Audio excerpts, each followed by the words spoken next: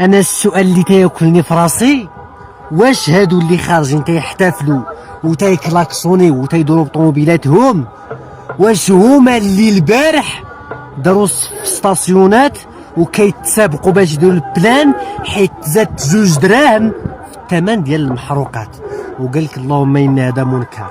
دابا الاشكال حتى الزمن لنفسيه الانسان ولمنطقه نهار واحد ما كافيش باش انك تنتقل هادشي بيولوجيا ونفسيا وسيكولوجيا من حاله الغضب والاحتجاج والغضب نيتو السعراء واللهم ان هذا منكر وانك في ازمه وانه زادوا عليك وانك ما راضيش، وتنتقل في 24 ساعه الى البهجه والفرح والسرور وكدور بداك البلان اللي درتي. انا غير جاوبوني دابا، بغيت غير نفهم. اما خلاص اللي خرجوا شي وحدين اللي ما خرجوش كاع فنانه ومؤثرين وطباله وغياطه ما شفناهمش فاش تزادت المازوط، وما شفناهمش فاش تزادت البصله وفاش تزاد اللحم، ما عمرهم بانوا. سنه كاس افريقيا سدوا، دابا بانوا تيقول لك السؤال ديالهم الكبير، السؤال الكبير واش غنرجعوا وليد الركراكي؟ واو دينا كاس افريقيا، واش دابا غنخرجوا نحتفلوا؟ ما فهمنا والو، المغرب انتصر، رجع يا حبيبي شي باش ما وقع. بغيت نفهم اي انفصام في شخصيه هذا، اي ما والو ما عندك ما تفهم. واش دابا هذا هو المغرب اللي اللحم فيه ب 2400 والصالير ديال اغلبيه المغاربه اليوم الاجره اليوميه ديالهم 100 درهم؟ واش هذا هو المغرب اللي البصله ب 15 درهم؟ واش هذا هو المغرب اللي السردين وهو اكبر منتج واكبر مصدر في العالم واصل فيه 30 درهم 40 درهم ولا مس 50 درهم، يعني النص ديال الاجره اليوميه ديال المغربي؟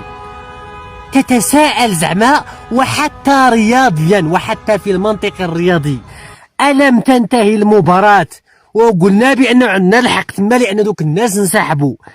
ألم يكن من المفترض أنه فاش انسحبوا تما يتعلن بأنه نحن فائزين ب3-0 ونهزوا الكاس تما وكذا؟ دابا إشكاليات، واش السنغال غترجع الكاس؟ وماذا لو السنغال لجأت إلى الطاس وغادي تلجأ لها المحكمة ديال التحكيم الدولية؟ وماذا لو أنصفتها؟ واش نديرو رجع يا الاحتفال ما تكونش؟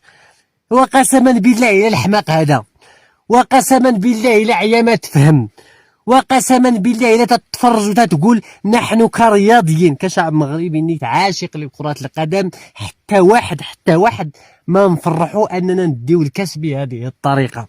وحتى دبلوماسيا دابا دبلوماسيا ممكن يتخلقوا مشاكل من هذا الشيء، وممكن يطلب علينا واحد التيكيت لأننا في قارة ما كتفهمش وما كتعرفش، وقال لك احتكمنا للمادة 84 ولكن راه قبل الاستئناف تقاضيتم وقال لك بانه غنتعاقبوا كذا.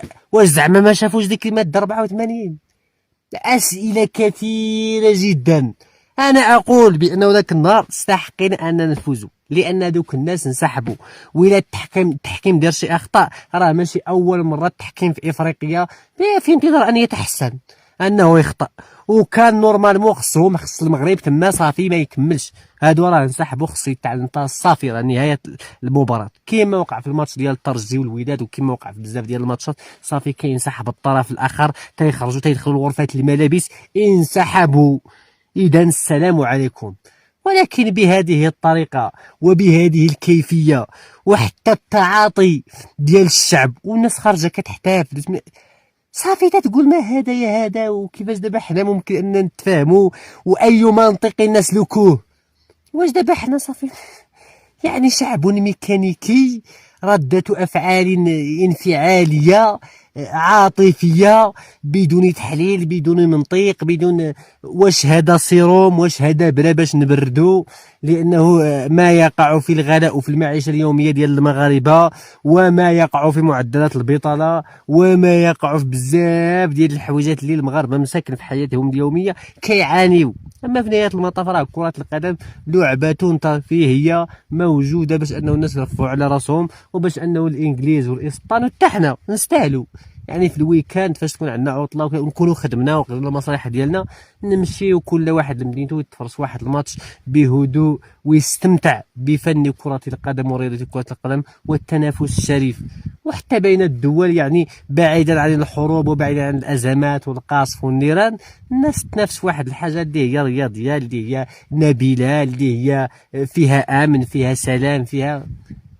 وإذا بينا تنشوفو هادشي ما بقينا فاهمين حتى حاجة، ما بقينا فاهمين دابا واش هاد الشعب غالي عليه الوقت ومطحون، واش هاد الشعب ساهل انه تدق ليه البرا وانك تعطيه السكة ويسكت، واش دابا عجيب.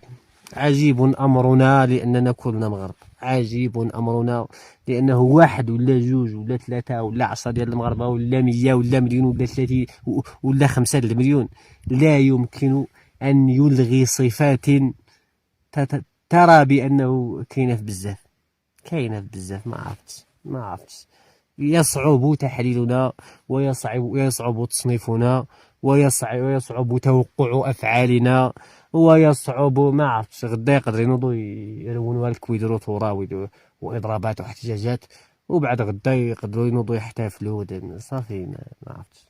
اما كرة القدم فهي افيون وافيون، ويتضح يوما بعد يوم بان بالكرة ممكن نساو شحال من حاجه. افيون للشعوب، بينما هي للترفيه، وبينما هو ان فاش دير الامور ديالك الاساسيه وتمشي تروح على النفس ديالك وتستمتع وتتفرج.